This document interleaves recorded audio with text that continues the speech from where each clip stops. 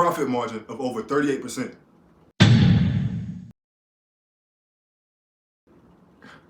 Let's look at the cash. We'll pull up the cash flow statement so we can look at the operating cash flow, dividends paid, operating cash flow to capital expenditures, and free cash flow. Now, next, when we're looking at the company's cash flow statement in Yahoo Finance, I went back over to Yahoo Finance because I like to look at multiple years for the cash flow statement, and they don't provide that format where they automatically convert each over in the 20F report. So I just take the extra step of converting it over if I need to. But remember, again, this is in CNY, so it's not in US dollars. But first off, when we look at the operating cash flow, we see that the operating cash flow has been consistently positive and has actually been growing a good amount. And then we can expand the financing cash flow because dividends paid is a financing cash flow activity. And we see that the dividends paid have been pretty inconsistent, but I'm not too heavily concerned with dividends paid because this is a faster grower. So I'm expecting value to come more so in the growth of the business rather than me getting the cash up front in the form of a dividend.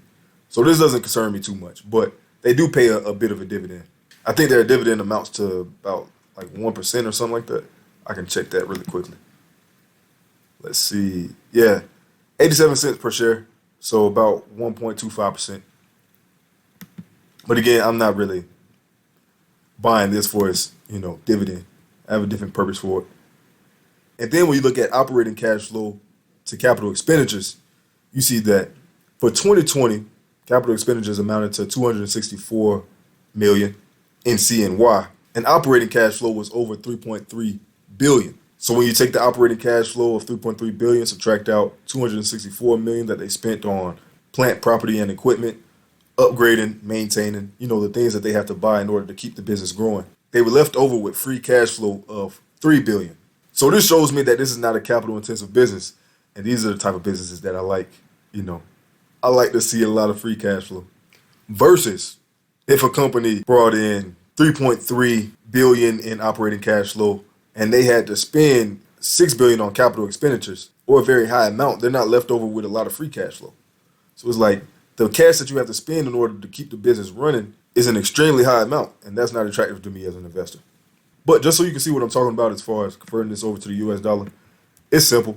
It's not rocket science. I just come over. You don't have to make it extra complicated. CNY to US dollars. Then I put it in, paste. Let me make sure I take this out. And then add the zeros because this is in thousands. And then comma. So you see that this is 478.8 million in US dollars. But again, all in all, this is a business that has great cash flow. It spends a relatively small amount on capital expenditures. It's just an overall attractive company when it comes to their cash. So the cash looks great. It's been an all-around solid company so far. And this is what I like to see. But let's look at the balance sheet to see if the story continues to check out. We'll look at the current ratio, and then we'll also look at return on equity. You think they'll have a strong balance sheet? I mean, we're about to find out anyway, but just take a guess. Now, looking at the balance sheet, we can expand the total assets and total liabilities, and we can finally talk about a concept that we haven't been able to discuss lately because we've just been looking at financial services companies, credit services companies, insurance companies, and that's the current ratio. Those type of businesses don't have a current ratio where you take the current assets and divide it by the current liabilities. This is basically the current assets is the cash that they have on hand or things that they expect to turn into cash within 1 year. And the current liabilities is basically the things that they expect to represent an outflow of cash. So when you compare the current assets to the current liabilities, you definitely want to see the current assets to be much higher than the current liabilities. And you see that here.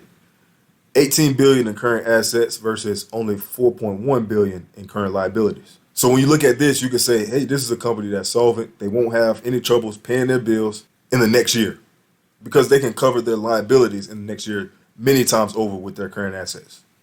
So this right here is promising and very attractive. And then when we look at the total equity, so 17.7 billion. And then remember, we come over to look at the net income of 3.4 billion and divide that by the total equity of 17.7 billion to get the return on equity. And that gives them a return on equity of over 19%. So that's amazing. I definitely like to see that. And then another concept that we can see, because now we're dealing with a different model of business. It's not a business that deals primarily with debt. It's that you see total equity versus their total capitalization. So this equity, 17.7 billion in equity versus their total capitalization of 17.6, tells me that they don't have a lot of debt. And I can just expand out their liabilities. You see that current debt only amounted to 112 million and long-term debt amounted to 90.6 million. So all in all, this is not a company with a lot of debt, and this is attractive to potential investors.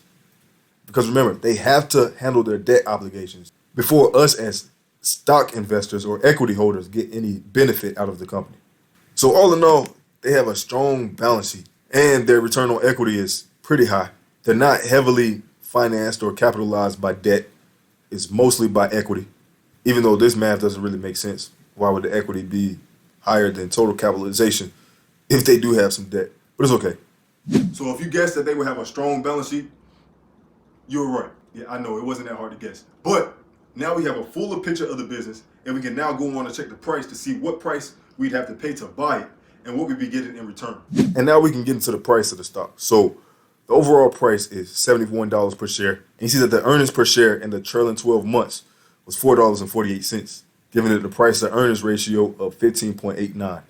And I bought it at around $69 per share. It's a little bit up right now because I bought it a couple days ago. But this is what I was talking about when I said I paid a higher price than I'm usually more comfortable with. I would have loved to buy this at 10 times earnings. I probably would have bought much more shares than I bought.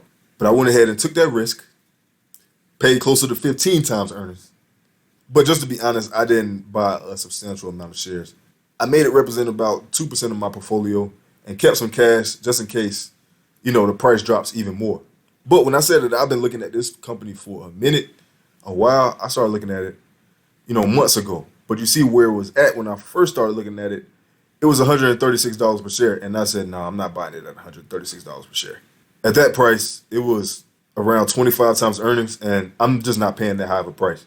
But you see the dangers of when you pay that high of a price for a potential stock. And now is at, a more conservative price at 15 times earnings, and it's $71 per share. So I guess it's just a lesson in that you can have a great company, but wait for events that will cause investors to sell it off and just take advantage when they do. And then next we can look at the price to free cash flow. And remember, you can calculate that by taking the market cap or the price that you could pay for the whole business, $8.9 billion. And then we already had the free cash flow calculated or converted over to the US dollar. So 8.9 billion divided by 478.8 million gives it a price to free cash flow ratio of around 18. So again, it's at much higher multiples, price to earnings multiple, price to free cash flow, than I'm typically comfortable with investing at. But I said with this one, I'm going to take a risk. And it's a calculated risk. And it's an extremely attractive company, and it's been a fast grower. So I was comfortable with taking this risk and making it a small percentage of my overall portfolio. So I would have loved if I could buy AutoHome at around 10 times earnings or $50 per share. But even at its current price, I felt comfortable enough to take the risk. And I had some cash to the side so that if it gets cheaper in the near future, I can take advantage of the price drop and buy some more. But as for the risk of the company, to be honest, there have been a number of Chinese companies that have tended to fabricate their financials. And the US and China have a bit of a competitive tension going on right now. And actually, a good number of Chinese companies have been delisted from US stock exchanges. So there are some things that you need to be mindful of, but no risk, no reward. But hey, if you haven't already and you feel like this particular company is a bit too risky for you, then go ahead and watch this video right here. In it, I break down a company that I feel is a bit of a safer investment, Regional Management. Happy investing.